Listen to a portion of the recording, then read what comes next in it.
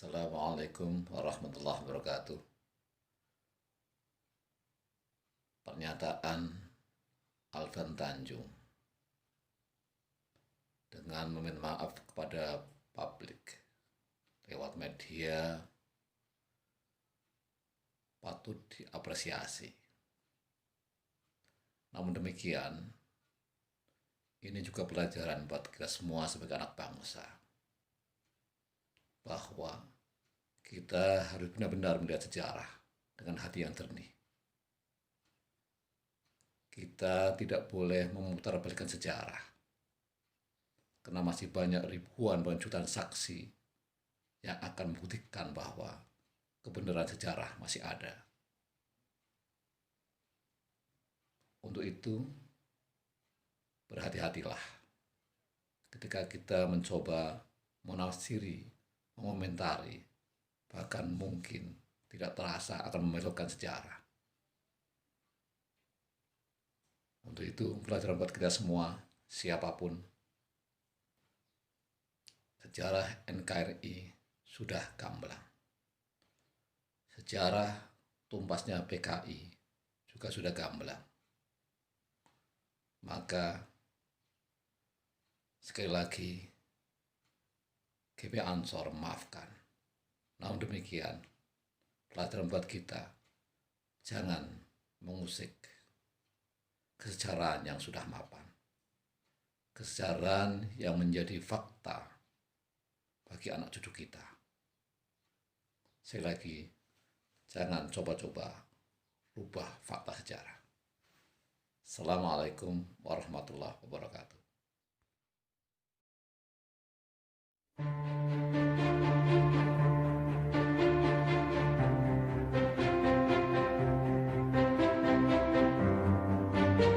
Saudara Alfian Tanjung, tergugat kasus ujaran kebencian terhadap Gerakan Pemuda Ansor dan Banser, menyampaikan permintaan maaf.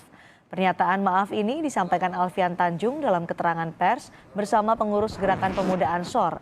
Tak hanya menyampaikan maaf terkait pernyataannya yang mengaitkan GP Ansor dan Banser dengan PKI, Alfian Tanjung berjanji tidak akan mengulangi perbuatannya. Alfian juga menyebut organisasi pemuda di bawah NU sebagai benteng umat Islam. Tentu bahasa yang paling fair, yang paling sportif, ya saya tidak akan melakukan pernyataan yang bisa menjadi multitafsir ya, atau disalahpahami, atau mungkin saya salah menyatakan sesuatu. Jadi sudah saya nyatakan permohonan maaf itu. Jadi ke depan tentu akan diekspresikan atau dilisankan bahwa apakah NU, Banser ataupun organisasi-organisasi underbow-nya merupakan bagian daripada benteng umat Islam.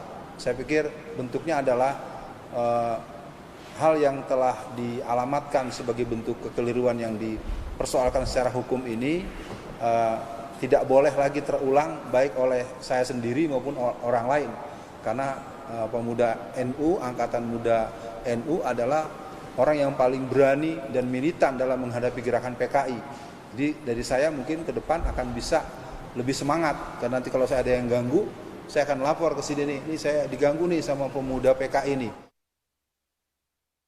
Ustaz Alfian Tanjung, tentu saja sebagai sesama muslim, sebagai sesama warga bangsa Indonesia, atas permintaan maaf ini tentu kita juga menerima permintaan maaf, karena kita ingin sesungguhnya kehidupan yang tetap rukun, tetap damai, apalagi kita ini disatukan oleh satu pandangan keagamaan yang sama, ya, tidak satu bangsa yang sama, sehingga Islam bagaimana disebut di dalam ayat yang dibacakan oleh sahabat Ustaz Alfian Tanjung tadi, menjadi dasar bagi kita untuk melakukan perjanjian perdamaian. Alfian Tanjung adalah tergugat dalam kasus ujaran kebencian yang diajukan oleh Gerakan Pemuda Ansor. Sidang mediasi sempat dilakukan di Pengadilan Negeri Tangerang, Banten. Ujaran kebencian disampaikan Alfian Tanjung dalam pidatonya yang mengaitkan GP Ansor dengan PKI.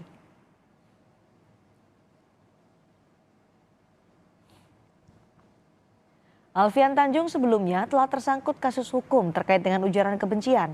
Mahkamah Agung telah menghukum Alfian Tanjung 2 tahun penjara atas ujaran kebencian dari tweet yang mengaitkan PDI Perjuangan dengan PKI. Kasus lain yang juga telah divonis bersalah oleh Mahkamah Agung adalah kasus ujaran kebencian yang disampaikan Alfian Tanjung kepada Presiden Joko Widodo dan Basuki Cahayapurnama atau Ahok. Laporan kasus ini sebelum disampaikan pada polisi 26 Februari 2017. Informasi terkini dari permintaan maaf yang disampaikan Alfian Tanjung pada Gerakan Pemuda Ansor akan disampaikan jurnalis Kompas TV, Cindy Permadi. Cindy, apakah permintaan maaf ini adalah inisiatif dari Alfian Tanjung setelah adanya gugatan dilayangkan kepada dirinya?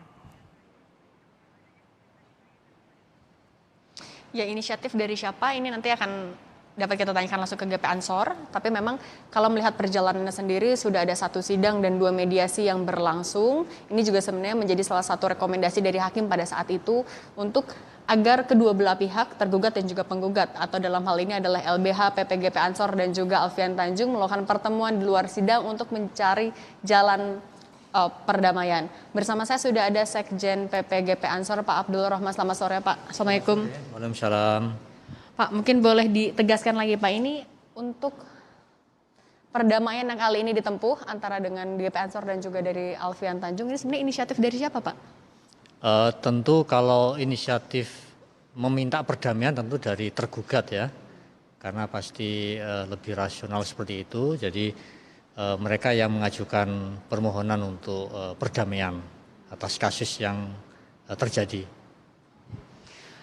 Pak, ini kan juga sebenarnya sudah cukup lama ya, dari bulan Juni kalau tidak salah, dari pertama kali dari LBH PPGP Ansor mengajukan somasi, kemudian akhirnya diputuskan untuk jalan perdamaian. Artinya sikap dari GP Ansor sendiri, proses hukum di stop?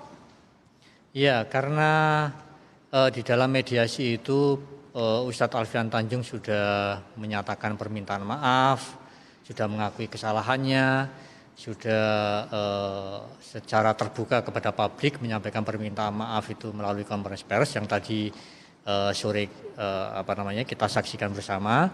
Kemudian dia juga berkomitmen untuk menjaga marwah dan martabat dari Ansor, dari Banser dan Nahdlatul Ulama, juga bersedia untuk membayar kerugian material ya yang sejumlah 9.999.999, 10 juta kurang Rp1, yang itu nanti akan kita serahkan secara penuh kepada Kekas Masjid Kiai Haji Abdul Rahman Wahid. Ya. Dalam salah satu poin di akta atau perjanjian perdamaian disebutkan kalau misalnya nanti Alfian Tanjung kemudian melakukan kesalahan yang sama, baru proses hukum akan atau dari GP Ansor akan mengajukan langkah hukum lagi, betul ya Pak? Ya betul. Jadi di dalam salah satu perjanjian itu kalau yang bersangkutan melakukan hal yang sama dan itu membuat keresahan, membuat kemarahan, mencemarkan nama baik Gerakan Pemuda Ansor, tentu kita akan menempuh langkah hukum berikutnya. Begitu. Rencananya masih ada 1 sidang lagi ya terkait dengan gugatan ini minggu depan, boleh disampaikan agendanya apa minggu depan? Jadi sidang berikutnya adalah menyampaikan hasil dari mediasi dan perjanjian antara kedua belah pihak, dan kemudian nanti hakim akan memutuskan bahwa telah terjadi perjanjian atau kesepakatan perdamaian di antara penggugat dan tergugat, dan kasus ini akan diputuskan untuk ditutup gitu ya, karena sudah ada perjanjian di antara kedua belah pihak. Artinya bisa disimpulkan dengan dari permintaan maaf Alfian Tanjung ini kasusnya sudah dianggap selesai, betul dari GP Ansor? Ya.